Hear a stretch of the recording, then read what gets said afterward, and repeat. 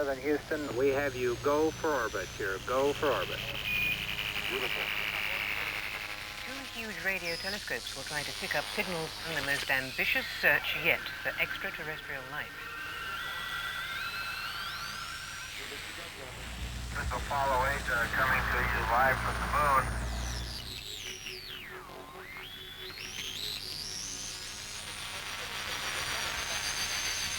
NASA has confirmed that they have evidence of life beyond Earth. If this discovery is confirmed, it will surely be one of the most stunning insights into our universe that science has ever uncovered.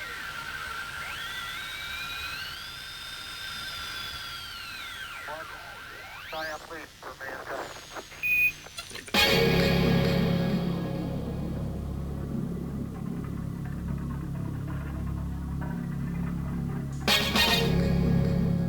Visions of the mysterious and the supernatural have always been part of some people's world, though what they see has changed over the years. Once it was gods and angels, now it seems it's extraterrestrials. Welcome to the X-Zone on 1290 CJBK, a place where fact is fiction and fiction is reality. 70% of North Americans believe in UFOs, and half of those believe in alien abductions. Here, talk of aliens and the experiences of people who believe they've been abducted by them, and the everyday subjects of ordinary conversations and radio phone-ins. If I had to say to somebody, what is this about? I would say that I've come into this lifetime, and I've said this since I was old enough to be able to have a thought like this in my head, so maybe 8 years old, that all I want to do by the time that I die is be wise. I want to know everything that there is to know as a human being.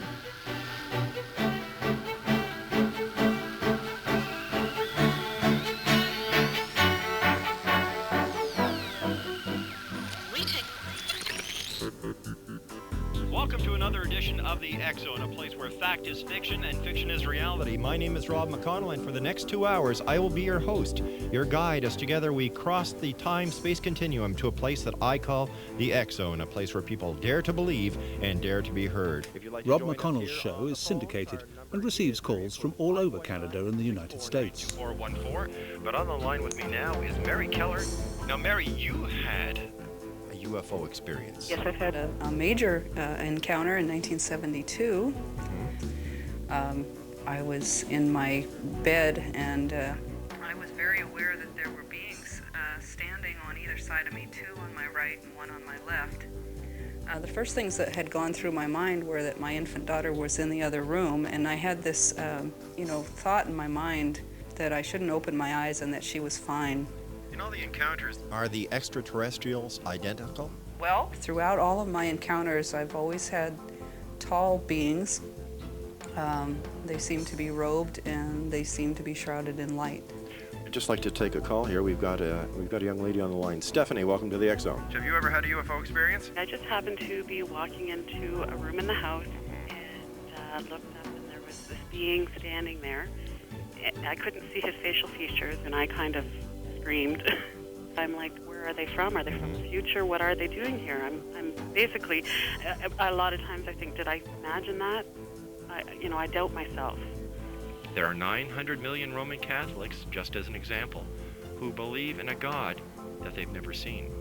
You know, there's a lot of people in many theological books throughout the centuries that have had the similar types of experiences you have had. What I wanted to know was, is it to do with me? For every 100 UFO reports that I get, 97.5% are explained. They may be aircraft, they may be gliders, but 97.5% of all UFOs that come to me as a researcher and as a journalist are explained. It is the 2.5% that really interests me, and these are the people who have encounters that cannot be explained. Joining us on the phone now is Patrick Cross. Patrick, welcome to the Zone. Hey, how are you doing today, Rob? Not too bad, good sir. Can you tell me about your experience? How did you come out of that? For the first one, I was more in shock as far as UFO craft being out there, 30, 40 feet long, glowing, right out of a space movie. Your belief system, your belief in religion, your belief in theology, how was that affected by your encounter? It made me, at the time, think there was something bigger in the universe besides, you know, what we normally assume the daily life. This is the X Zone on 1290 CJBK. If you have a question or have had a paranormal experience, call Rob McConnell now at 643-1290. Well, overall, there was a total of verifiable sightings that I found was 106. My own early experience when I was a kid.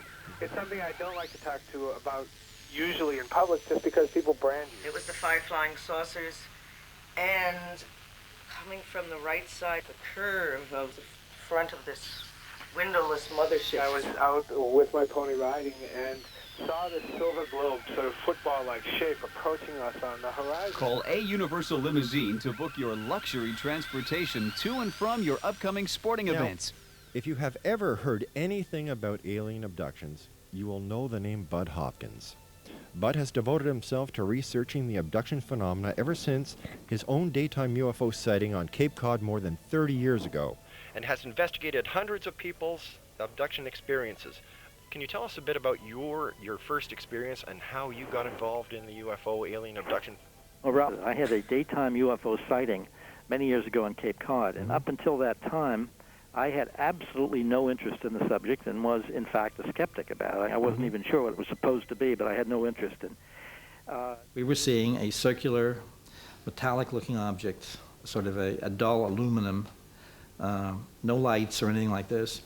And I got the feeling that it was as if all of us down on Earth, it's as if we were at the bottom of an aquarium and it was looking at us. We were the fauna and flora on the bottom of the sea, and then the thing was taken up.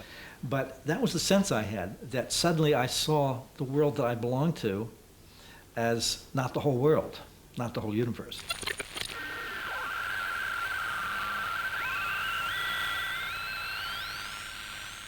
I began finding people were contacting me.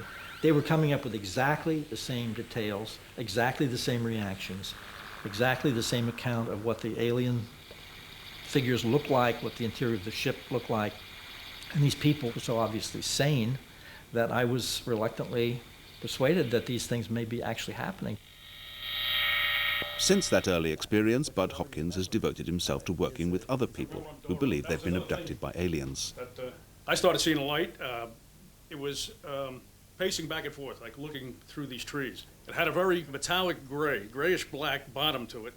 And I actually thought I was touching it. I didn't know if I was touching it or I was just putting my hand up to it. And I remember feeling, it was almost like I was feeling the color. I wasn't touching it. I don't know. It's kind of, and that whole part, I felt very calm, very peaceful. I'd rather be reading about somebody else's story. But there's something very special about being included in a cosmic community program. You know, I mean. Rich, how about you? The drive on the highway? It was about 50 feet long, black silhouette, rectangle with the stars in the middle of this thing. Perfectly vivid memory of that, just like I'm looking at you guys here. There's no doubt about that. And it singled me out on a crowded highway. That it's an amazing thing. It's a great thing for me, but I don't get this. You know, why didn't somebody say something to me? But yeah, well, you didn't get a message. Is the point, right? I mean, you feel that you had a vision, which could be a moment of epiphany, but the problem was there was no message. That's right. Saturdays and Sundays, the West Vendors Market. You have one new message. Welcome back to the X Zone on 1290 CJBK. There's no explanation for it. We shot some good video of it, though. We've had a lot of abductions and sightings in the western half of the United States. We've had a lot of them here in Utah. This thing came down. It was just a ball of light, and it dispersed in a multitude of colors. And before our eyes, there was an alien spacecraft there. I remember at that point looking up, and you couldn't see the sky anymore. So at that point, I don't remember too much.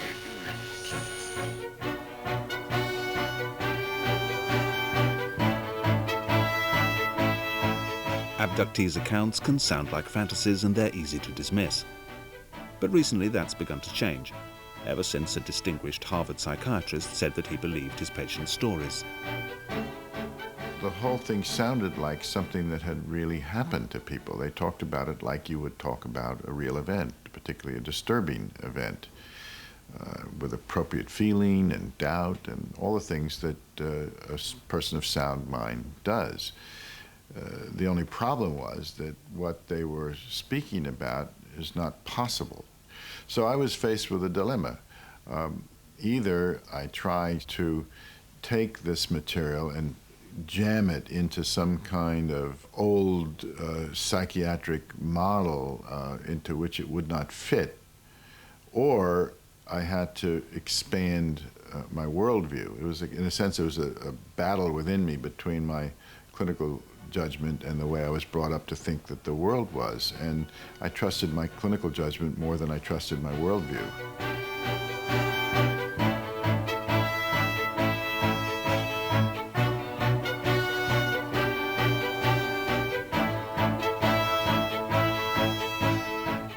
What they're reporting doesn't behave like anything else. It's not like fantasy, which is very individual. It isn't like dreams. It's not any kind of delusion. They suffer, as far as I can tell, from no kind of psychiatric problem that could account for this. Now, what they're saying has happened to them we don't believe can happen. That's really not my problem, in a sense. That's to figure out how do we reconcile those discrepancies.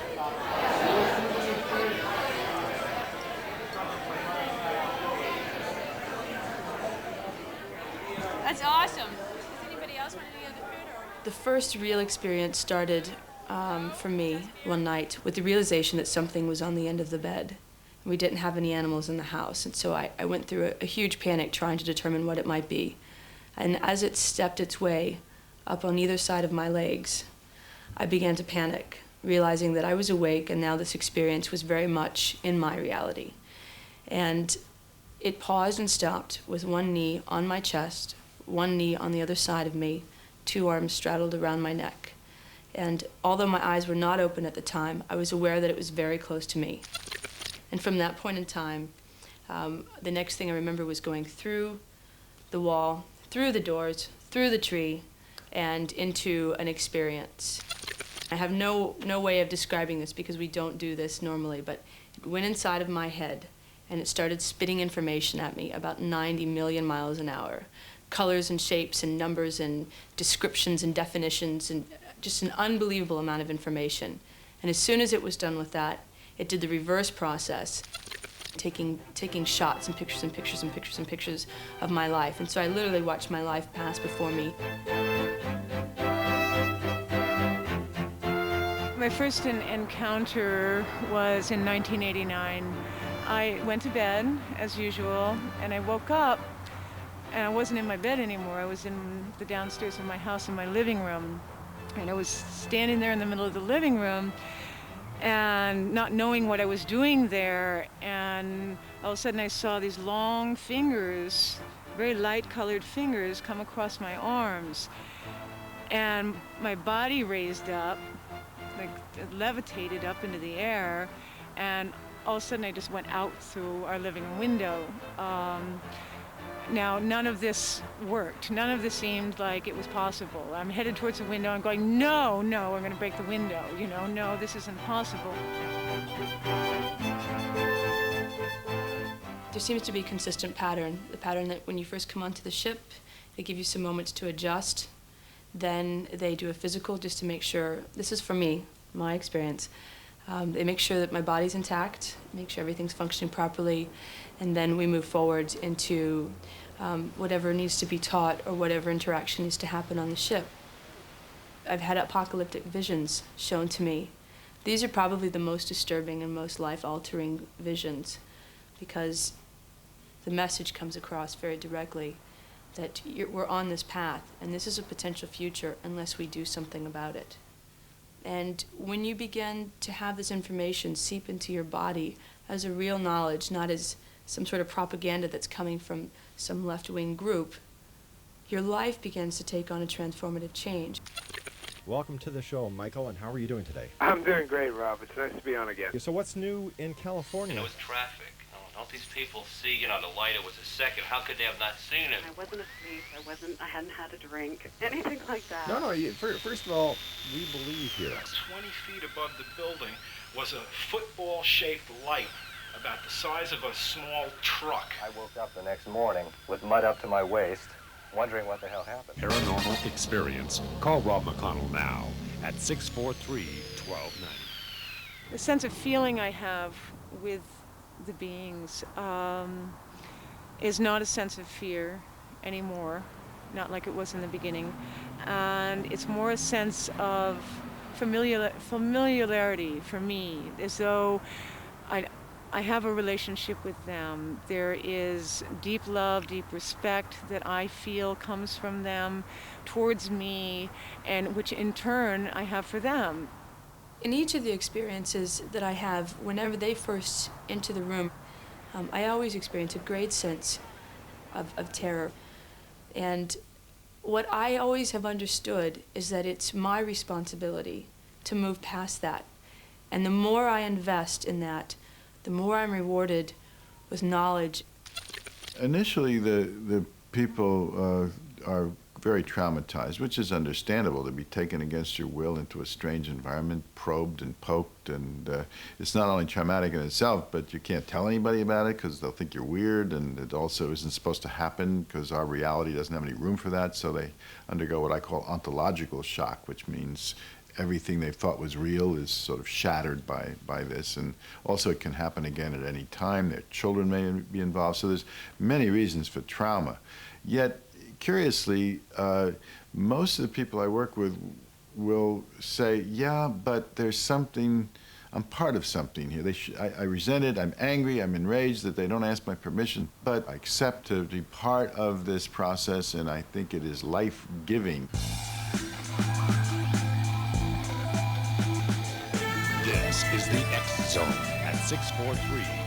How was there this mothership the size of a football field over Rockville Center, New York, and the neighbors didn't see it? There's some interesting going on with triangular-type aircraft and some sort of strange UFO base being built underground. I do feel it's close, but things are going to happen. People who've had these experiences not unnaturally seek out others who've shared them.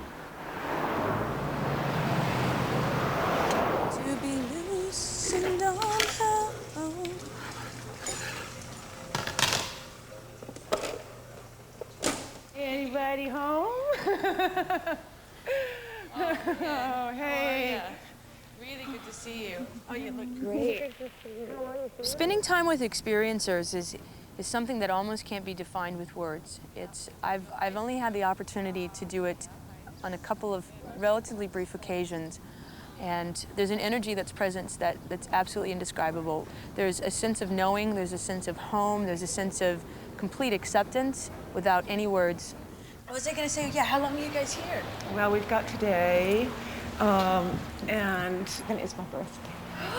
It's your birthday. So, Will you let me give you a free birthday drink, or do you not drink? Oh, yeah, I drink. Oh, I'll juice you up. I think about you guys all the time, but the biggest thing that I wanted to ask you was have you felt a quickening, or have you felt something change, the resonation change, like even since we've seen each other, even like in the past 3 months It's coming together is what it's happening. I just feel like over time that the pieces are coming together. It's almost like they give you information, and then it becomes a part of your reality. Absolutely. Okay? Absolutely. And Permanently changed by it. It permanently changes everything, and then they give you the next piece, and then the next piece, but only, you know, and it's just a matter of being patient, you know. I mean, for myself, which has been a great big lesson. First time we met. Don't you say that to me again. Again, if one more person says that, I'm gonna just flip. Like male, female, unisex, or androgynous. That's the word. Yeah. Totally. Yeah. So those are the ones that I do. And most of the spiritual stuff, or anytime I get shown anything of the world, or anytime I'm taught anything really major, it comes from interacting with them. Yeah, mine comes from the robed beings and the robed beings. What do you say the robed beings? Because maybe that's right. They're like these. They have these robes. Yeah. But I never see their faces. Oh, you don't see their faces? No, but I don't know whether I don't see their faces because when it's When I've seen them, they've been around me, and the light's been coming from behind them. Right. And so I see their form, you know, the robes. Right, but you can't see. But I can't see, you know, in there. Yeah. You go around to tell somebody about that, and they go, "Well, have you ever seen, you know, one of those gray beings? You know, are they green? You know?" And you go, "No, no, that's not what we're talking that's about. not what I'm Yeah, talking about." You know, yeah, and so you yeah. just But kind of have to that's sit also- quiet with yeah, it. You know. and, no, but you. I And to think the point also with it that- now, where when people walk up to me, or if they find out through the grapevine that this is happening to me, because I'm basically out of the closet, they'll say, "So, what, were you like abducted once? You know, or like, did you see a being once?" And you start to go, "Oh," you know, and there's this big sinking inside of you because you can't even. It seems like for me, I almost can't even begin to have a conversation about what it's about anymore because it. You don't go sit down at the bar and say, "Hey, well, by the way, how were they last night?" You know, I mean, you know, you don't do that.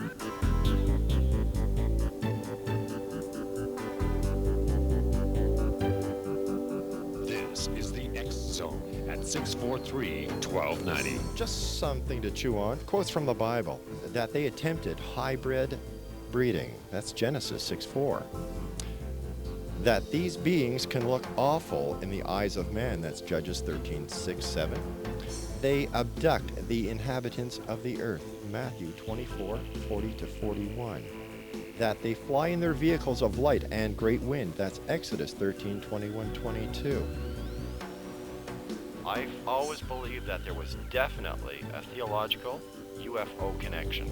And my next guest is Barry Downing, Dr. Barry Downing. His book is entitled The Bible and the Flying Saucers. He's also a practicing minister. Doctor, welcome to the show. Good to be here. The main transition that we need to make now is to understand that what the biblical people called angels and what we now call aliens are the same reality.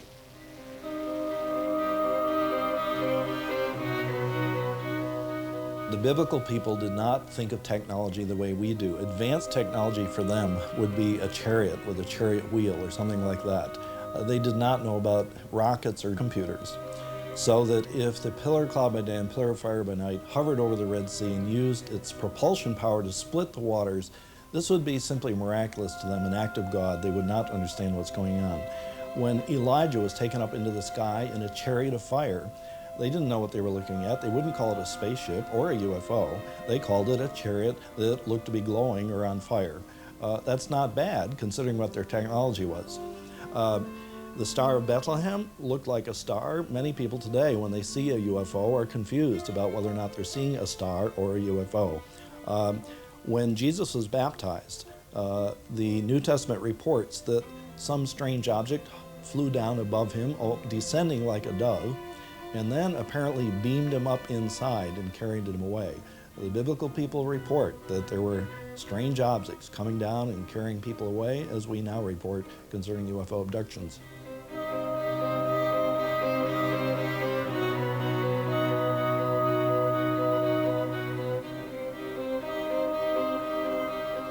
One of the better known abductees in the Bible is the Apostle Paul. He was opposed to Christianity at the beginning of the process and was on the way to Damascus, in fact, to put some Christians in jail. When a bright light hovered over him, he heard a voice speaking to him. And so I think that the evidence has grown that what we now call the modern UFO reality, the alien reality, and the angel reality are the same.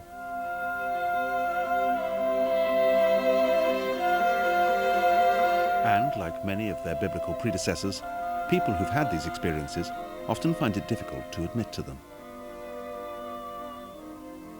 When I first began having these experiences, number one, I didn't want to tell anybody. I mean, I woke up in the morning and I thought, Alita, hit the road. You know, I mean, I did not want to ever speak it. I knew how real it was, and yet for it to possibly be a part of my reality in my day-to-day life with my husband and my children, I didn't see how that could possibly happen. I did not understand the purpose. I didn't understand who these beings were. And at a certain point in time, and I don't know what made me shift or ask, but I just asked. I said, I need to understand. You know, I need to understand why you're here. And At the point that I asked for conscious interaction with them, I got it immediately. The next morning I got up and I realized my whole life had changed. Dr. John Mack believes that by confronting these experiences as real, his patients can move beyond them. All my training, sort of every cell in my body, every bit of my heart and soul goes into just being with these people as they relive the traumatic dimension of it. And when I can do that, which, you know, everything I've been trained to know how to do as a psychiatrist and more is required, just be with them, not shrink from it, not allow them to lapse into a victim position or just be too, oh, aren't those aliens terrible, but just hold the energy. The whole thing moves, it transforms. They'll see divine light, they'll feel a tremendous kind of transformational and spiritual opening, which will not happen unless you take them through this kind of dark night of the soul. So in that sense, it has some of the features of a kind of mystic's journey that starts out with a tremendously dark, hurtful, wounding kind of trauma. Now, it might be our particular contemporary dark night of the soul, because to reach us, we've reached the point of being so scientific and technologically minded that nothing can reach us unless it starts out in a physical, traumatic form. I mean, the mystics who believed in God or believed in Source could take their spiritual scotch neat, you know, but for us, who are so cut off from anything like spiritual experience, something has to have a shattering impact.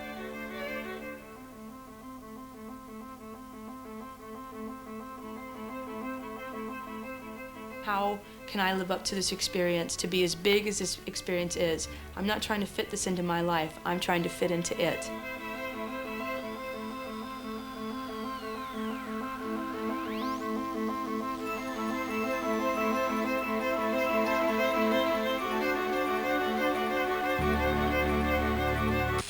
Vanilla cookies and the chocolate ones, because both kinds come in every box. Girl Guide cookies. Good cause, great cookies. If you have a question or have had a paranormal experience, call Rob McConnell now. There was 5 disc-shaped objects above the neighbor's house. I mean, they were like spaceships. We were just like frozen. Regarding Area 51 being shut down and moved to a place called Green River. I've never, ever been afraid on the streets of New York. This thing scared the life out of me. I was standing there trembling. We're going to compare notes with what's happening way up north to what's happening way down here south on 1290 CJBK.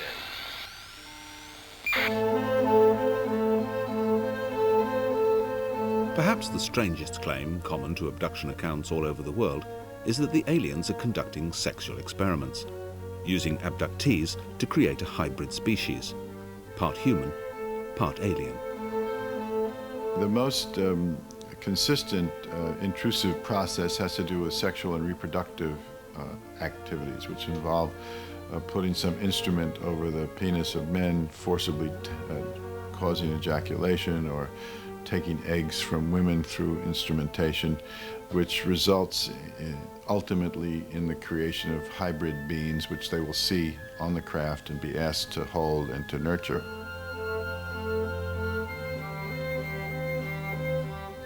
The reproductive procedures are meant to be as quick and as painless as possible.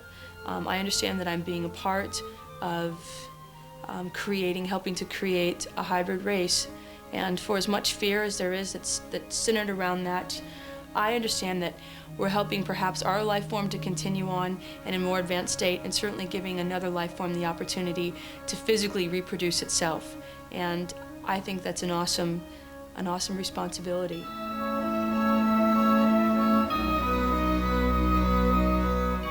I have no memory actually of them taking my eggs, but I have been shown the children. And my feelings, that was something I had that was hard to work through. If they are creating a race that they can reseed the earth with, great. take a part of me, you know, that's okay. Also, that if they are at a point in evolution in which they cannot reproduce anymore, my sense is great, take part of me.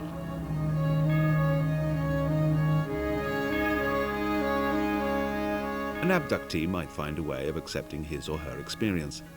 But what about their partners?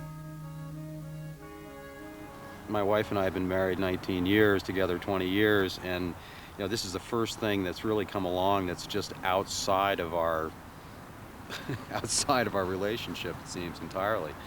And it takes some doing to grasp what this is that my wife is going through. She is being instructed in a matter that now the time is of the essence that we do something about what's going on our planet. And I think any of the things that she has absorbed through all this has not been a threat to us personally.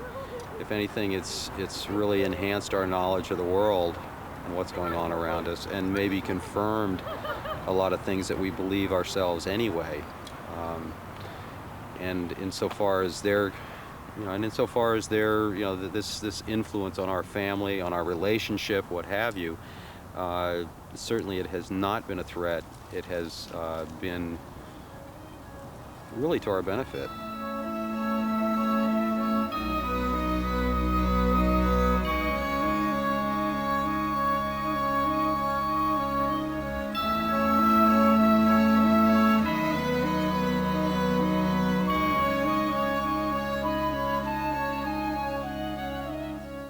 One of the more distressing aspects of modern UFO reports and abduction reports is that humans may be being abducted and impregnated.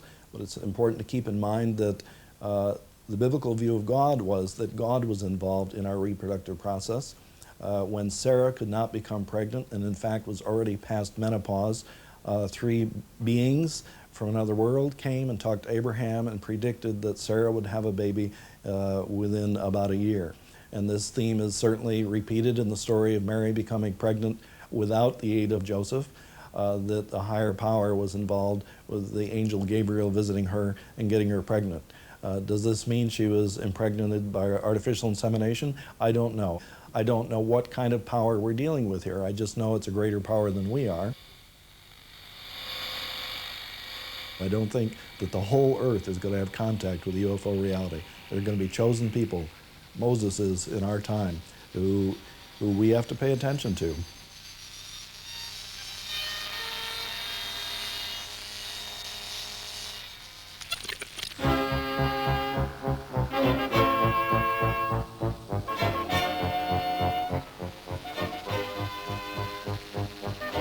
With alien angels, contactee prophets and quasi-immaculate conceptions, you could start a religion. And this is just what Claude Rael did. Recounting the tale of his own abduction brought him followers, 35,000 of them around the world. Now the Raelians are planning to build an embassy in Jerusalem to welcome the aliens' imminent return. I was a journalist in France in a racing car magazine. I was on my way to my office. It was about 9 a.m. and instead of turning to the left, to the street where was my office, suddenly something pushed me to go straight and to go to a volcano which is at about 10 kilometers from the city of Clermont-Ferrand. And suddenly I saw in the sky a very strong flashing light and something like a flattened bell made of a very shining silver metal appeared. Then slowly under the vessel a trapdoor was opened with like a stair on it. And then I saw 2 feet and 2 legs, then the full body, and then the face finally appeared. And then he invited me to follow him inside the vessel, inside the UFO. Raelian religion is a new philosophy for this age, and we don't believe in God. We believe that we have been created by people from another planet a long time ago that are more scientifically advanced.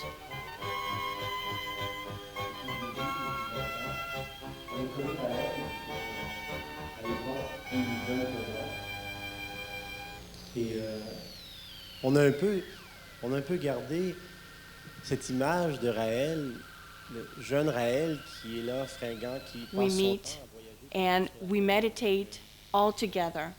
The meditation lasts approximately 20 minutes, and every Sunday at 11 o'clock sharp, we can have a telepathic a contact with the Elohim.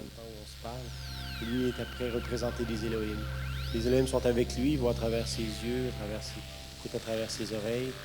Rael is regularly contacted by the extraterrestrial, and he is their messenger. He is the prophet of our time.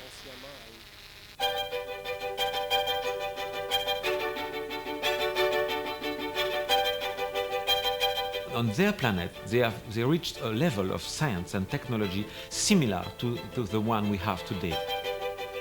And they came on the Earth a long time ago, built a big, huge laboratories, and different team of scientists came in these laboratories, and they did create all life on Earth.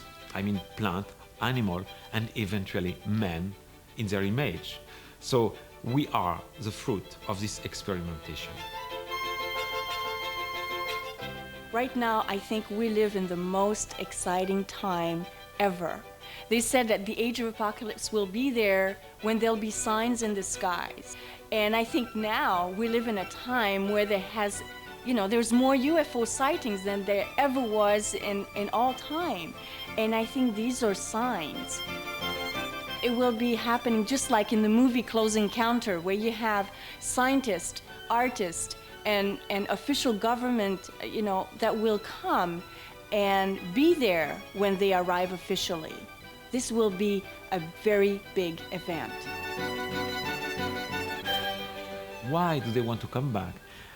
Because they love us. It's just a love story. We are their children, and they are afraid for us with all the stupid things we are doing with nuclear weaponry and many pollution and environmental disaster possible on the Earth. So they would like to save this creation. Each individual has a choice to try to have eternal life after death, or being from dust back to dust. Yes, eternal life does exist. Eternal life is possible with a small intervention. Just like we know today, our scientists are starting very slowly with cloning to really starting to approach the technique. But the extraterrestrial that created life over here, they have mastered this technique, and they're capable of recreating human beings to become eternals. But everybody must work to deserve that eternal life.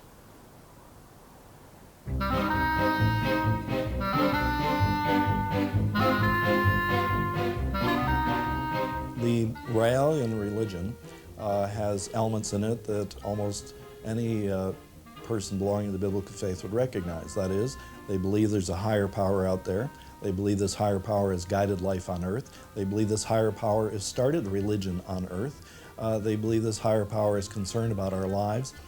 They believe that they can communicate with this higher power through meditation and prayer. And they believe that when they die, there's a good possibility at least that this higher power will rescue them in some way and take them on to a higher life.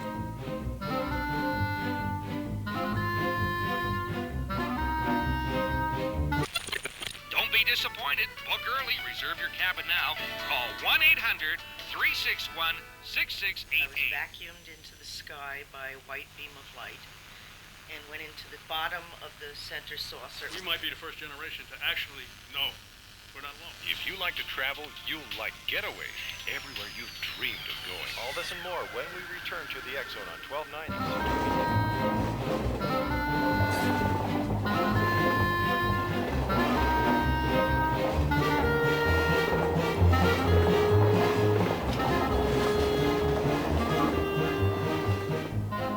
Almost all contactees report feeling fear, seeing visions, and experiencing sexual contact. These things seem so real that they not only convince themselves, but also other people. But does that mean that aliens or angels physically exist? And if not, what's happening when people experience them?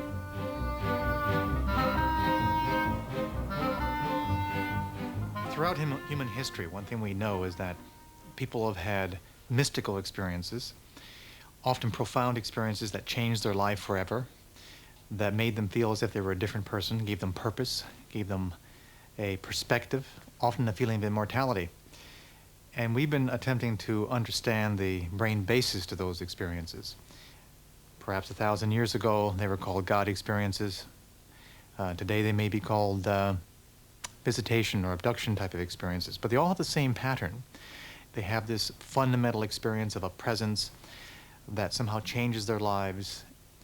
And we've been trying to find the neural basis, and it may very well be that it's a very simple explanation tied to the very nature of the human brain. Dr. Persinger believes he can duplicate visitation and abduction experiences through a simple experiment in his own laboratory.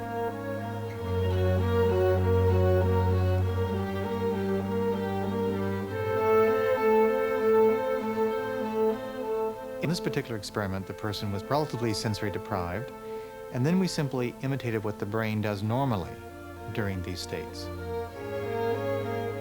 We stimulate the person's brain with weak magnetic fields that we suspect are the patterns that normally generate these experiences when people have them in their bedrooms, or on tops of mountains, or in a cave. We have found, for example, that people can experience graylings, gray humanoids. They can experience the sense presence, and it's so profound, so deep that they cry. We turn the field off, it stops. Immediately after the experiment, the volunteer records any sensations or experiences they've had. It says here that you experienced marked fear. All right. Is that correct? Mm-hmm. Can you describe it? It wasn't fear of anything in particular at all. It was just a general fear. Okay. It was, my head was pounding. I felt nauseous. I felt like I couldn't get away from it. And it was fearful, but yet you knew you were in control. All right, to some extent. Yeah, You're in to a some laboratory. extent, You're yeah. in a laboratory. Yeah. You can imagine what it'd be like if you were at home in bed at 3 o'clock in the morning. Yeah. I see for the first one you rated it as a positive. Yeah. There Want was to a big describe it for me? difference. But it was very relaxed, very pleasurable. I thought back of when I was a childhood, and anything pleasurable. My thoughts were spinning round and round, like I was jumping from one set of thoughts to the next. The first one, and if you feel uncomfortable about this, you don't have to talk. It says here that you feel like it's like sexual arousal. Not quite as pleasurable, like it wasn't as intense, but it was a very nice feeling. Okay. During this time, did you experience anything like a presence or anything that might have been in the room with you? I had it was almost like a vision coming towards me, and then it stopped. So. What kind of vision? It was a face. A face? It was just a head, one face, and it was a woman.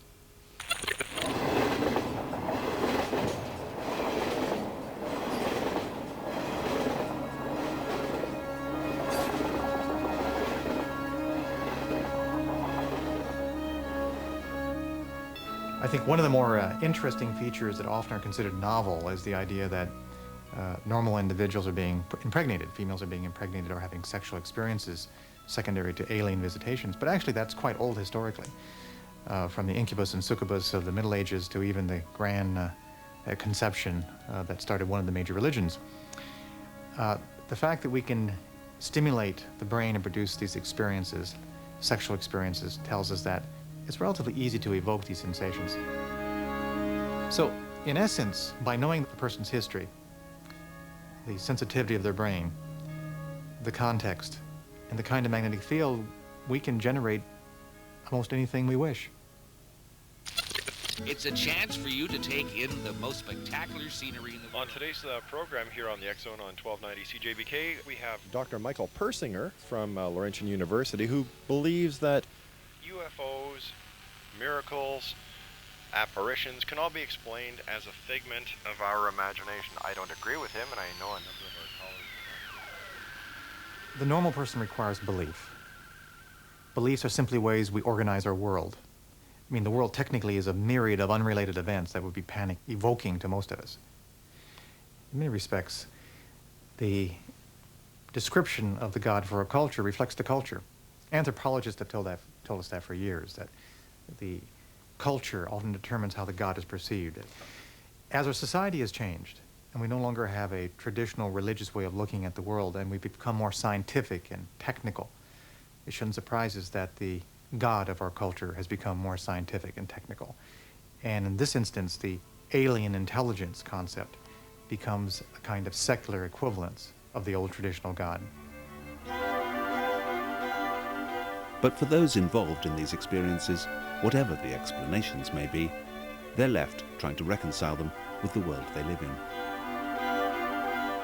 For me, this whole world of spirits, of gods and goddesses and imagination and aliens too, was always, you know, something you could read about or think about or study its meaning to a culture, but it couldn't actually manifest in the physical world. So this has been shattering for my worldview as well.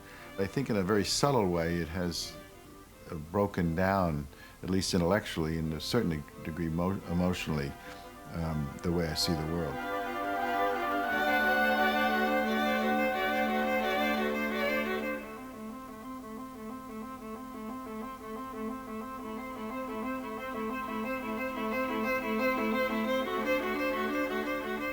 I think what people don't realize is that this isn't just about some very odd experience that happens in my bedroom in the middle of the night at 3 o'clock in the morning. It is so much more far-reaching into my life than just that. It literally affects every area of my life.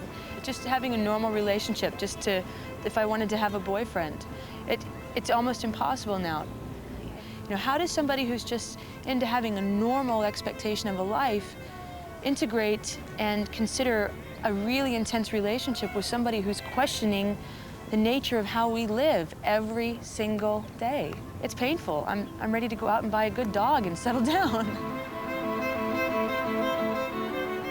I get kind of frustrated, and then I just kind of sit home with my head in my hands, and I get sad and take a deep breath and go, well, there was one more day. The sun's gone down again, and how has the world changed because I'm having these experiences? How do you pull yourself out of a very money-driven sort of society, you know, like America certainly is, and move into a spiritual place, but still stay integrated, still stay sound and grounded? For me, it's impossible right now. It's absolutely impossible, and that painful, because I literally feel either like the deer in the headlights, or I feel like I'm in the middle of the busiest four-way intersection you can imagine, with traffic coming on either side and horns honking, and tears are running down my face, and I'm just confused. You know, what do you do with that? You know, and always there's this sense of time, like time is running out, and you keep going, what do you mean time is running out? And there just seems to be this silence and just this sense of urgency, and so there's always a sense of what can I do, what can I do, how can I help, how can I make it better? I have to just keep getting up every day and put my pint on the counter and pull my beer. And I'm completely lost. I'm completely confused. Really a huge sense of helplessness because of that. Yeah. It's hard.